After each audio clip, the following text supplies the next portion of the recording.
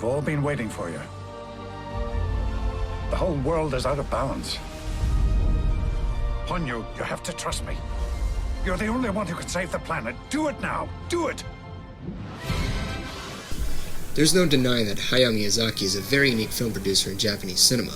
What can I say that hasn't been said already? He's made really astonishing films for over 30 years, and he still keeps his touch. I've admired his work ever since sitting through Spirited Away, and thus becoming one of my favorite movies, and Hell's Moving Castle being my least favorite from his work. His latest installment is a colorful tale about friendship entitled Ponyo, also named Ponyo on the Cliff by the Sea. Now, this was the first movie I've seen in a local theater from all his work, and having that chance to sit through a traditional animated feature, especially from Miyazaki, was a real delight. It's nice to see a hand-drawn movie once again, especially after the abusive use of CGI nowadays.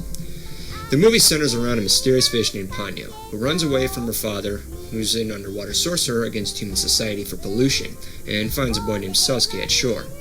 After tasting human blood, a curse is in, flooding the majority of the world as mankind is put to threat. Ponyo is given a test from her mother to earn her privilege to remain as a human for life by showing love and companionship before lifting the curse. Now, this one definitely differentiates from his previous installments. It doesn't have as much action involved, there isn't as much political elements to the film, and there isn't as much weird atmosphere as the rest of his work does. Instead, it has an appeal to a much younger audience, as well as its simple storyline. The animation is different as well. It looks something like you see something in a kindergarten class or a school play through all the basic shapes. While it doesn't carry too much detail around it, it really establishes the theme of the film, making it a classic. As I sat through the movie, I felt a little disappointed in the content. I mostly enjoy the weirdness that all other Miyazaki films have, and I wanted to see that for the first time on the big screen. It wasn't as climactic as I expected either. It was basically a test for Ponyo to earn her privilege to remain as a human. Now, I'm not saying that it's a bad movie. In fact, it's a great movie. It saddens me to miss out on the most iconic thing from his work on the big screen.